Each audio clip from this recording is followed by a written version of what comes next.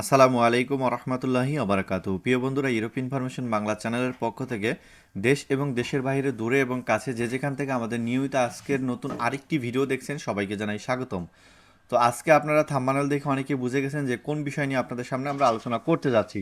তো আমরা সরাসরি চলে যাচ্ছি কম্পিউটার ওয়েবসাইটে যে পোল্যান্ড অ্যাম্বাসির যে অ্যাপয়েন্টমেন্ট সিস্টেম, সেই অ্যাপয়েন্টমেন্ট সিস্টেমে আপনার বড় একটা পরিবর্তন এনেছে। সেই পরিবর্তনগুলো মিডল ইস্টে আমরা অনেকেই আগে বছরের পরে বছরে অ্যাপয়েন্টমেন্টের জন্য অপেক্ষা করতে হতো, কিন্তু বর্তমানে পোল্যান্ড সরকার সেই সিস্টেমটাকে পরিবর্তন করতেছে এবং অলরেডি দুইটা দেশে পরিবর্তন করেছে।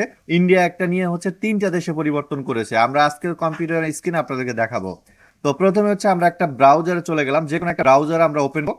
তো ওপেন করে আপনাদের সরাসরি চলে যাচ্ছি কম্পিউটার স্ক্রিনে। তো চলে আসলাম কম্পিউটার স্ক্রিনে। এখন দেখতে পাচ্ছেন এখানে আমি যদি লিখি যে বর্তমান সময়ে যে সিস্টেমটা পরিবর্তন করেছে, ধরেন আমরা দুইটা দেশে পরিবর্তন করেছে, কাতার এবং সৌদি আরব। যদি ধরি সৌদি আরব ই কনসুলেট। ওকে, আমরা সৌদি ই কনসুলেট লিখলে রিয়াদ সিস্টেম ই কনসুলেট, এটার মধ্যে আমরা একটা ক্লিক করব। ক্লিক করলে আমাদের এখানে যে সার্ভারে অ্যাপয়েন্টমেন্টের জন্য আমরা আবেদন করি, সেই ওয়েব সার্ভারের মধ্যে আমাদেরকে নিয়ে যাওয়া হবে। সো আমরা এখানে পলিশ ভাষাটাকে ইংলিশ করে দিচ্ছি। ইংলিশ করে দিলে আমাদের ইংরেজিতে বুঝতে সুবিধা হবে জন্য।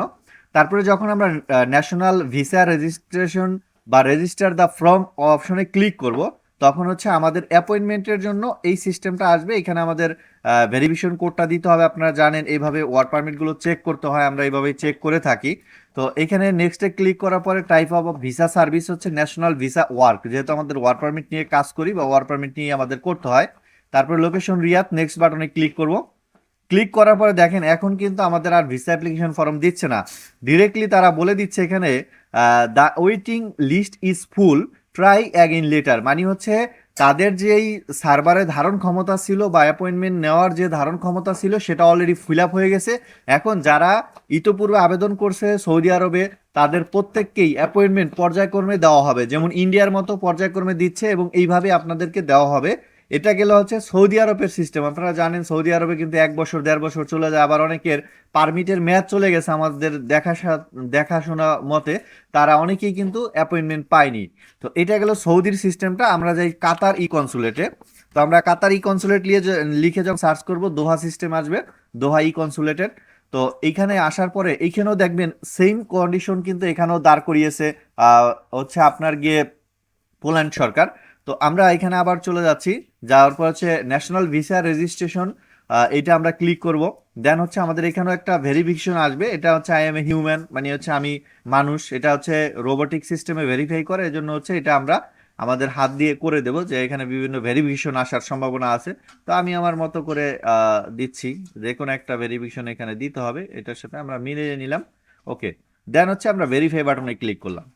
তো ভেরিফাই হয়ে গেল, নেক্সট বাটনে ক্লিক করব। নেক্সট বাটনে ক্লিক করলে type of the visa service national visa work, এরপর লোকেশন দোহা। নেক্সট বাটনে যখন আমরা ক্লিক করব, দেখেন এইখানেও কিন্তু সে সেম সিস্টেম করেছে, the national the waiting list is full, try again later. মানে কাতারে আপনি নতুন ওয়ার্ক পারমিট পেলে এখন আর আবেদন করার সুযোগ থাকবে না। সৌদিতে যারা নতুন ওয়ার্ক পারমিট পাবেন তারা কিন্তু এখন আর আবেদন করতে পারবে না। পূর্বেরগুলো রিলিজ করবে, অ্যাপয়েন্টমেন্ট দিবে, দেন আপনাকে নতুন অ্যাপয়েন্টমেন্টের জন্য আবেদন করতে হবে। যদি আমরা দিল্লি কনসুলেটে চলে যাই, আমি আপনাদেরকে দেখানোর জন্য দিল্লিতে যাচ্ছি। দিল্লি কনসুলেটে যদি আমরা ক্লিক করি, তখন আমরা দেখতে পাবো যে এইখানে কিন্তু আবেদন নিচ্ছে, বাট অন্য অন্য এইগুলোতে আপনার নিচ্ছে না, কারণ তাদের ওয়েটিং লিস্টটা ফুল হয়ে গেছে। যার কারণে এখন আর আপনি কাতার এবং সৌদিতে পারমিট পেলেও আবেদন করতে পারবেন না।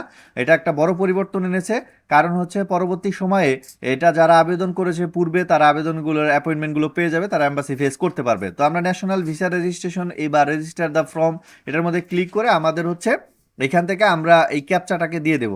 তো আমরা এখান থেকে ক্যাপচাটা দিয়ে দিচ্ছি, দিয়ে জাস্ট আমরা নেক্সট বাটনে ক্লিক করব। তারপরে টাইপ অফ সার্ভিস, এটা কিন্তু ইন্ডিয়ারটা আমরা দেখাচ্ছি, ন্যাশনাল ভিসা ওয়ার্ক, এবং লোকেশন নিউ দিল্লি অথবা অন্য যে কোনো জায়গায় দিতে পারি আমরা। 4-5টা লোকেশন আছে। নেক্সট বাটনে ক্লিক করব। ক্লিক করলে আপনারা দেখেন এখানে ডেট আসছে এবং complete the preliminary application form, এইটার মধ্যে ক্লিক করে আমরা ফর্মটা ফিল আপ করতে পারতেছি। কিন্তু সৌদি এবং কাতার আপনাদেরকে অনলাইনে দেখালাম, এই যে এখানে দেখেন এখানে লেখাই আছে এই যে দোহা। এই দোহাটা কিন্তু দেখাচ্ছে the waiting list is full, এবং এইখানে আমরা যখনই রিয়াদে গেছি সেখানেও কিন্তু ওয়েটিং লিস্ট ফুল। তার মানে হচ্ছে আপনারা এখন কিন্তু আপনাদের জন্য একটা সুসংবাদ এসেছে, যারা অ্যাপয়েন্টমেন্টের জন্য অনেক আগ্রহ নিয়ে বসেছিলেন তারা অতি শীঘ্রই অ্যাপয়েন্টমেন্ট পেয়ে যাবেন ইনশাল্লাহ। এবং আমরা কিছু অ্যাপয়েন্টমেন্ট লিস্ট ওয়েটিং লিস্টে ধরিয়েছি কাতার থেকে 2-3 জন, এবং হচ্ছে আরও কয়েক জায়গায় থেকে ধরিয়েছি ইনশাল্লাহ। আপনাদের এই পরিবর্তন এসেছে, আপনারা সবাই আপনারা এম্বাসি ফেস করতে পারবেন আশা করি। এবং আমরা যে কাজগুলো করি পোল্যান্ড এম্বাসির অ্যাপয়েন্টমেন্টের কাজগুলো করে থাকি, এবং হচ্ছে আপনারা যদি অ্যাপয়েন্টমেন্ট ডেট পান আমাদের দিয়ে ফাইল রেডি করতে পারেন। কারণ ইতিপূর্বে আমরা সিঙ্গাপুরে অনেকের ফাইল রেডি করেছি, তারা প্রত্যেকেই কিন্তু আপনার হচ্ছে অনেকেই ভিসা পেয়েছে আমাদের মাধ্যমে ফাইল রেডি করে। এবং আমরা হচ্ছে এই বিষয়ে দীর্ঘ অনেক বছরের অভিজ্ঞতার আলোকেই কিন্তু আমরা কাজগুলো করে থাকি।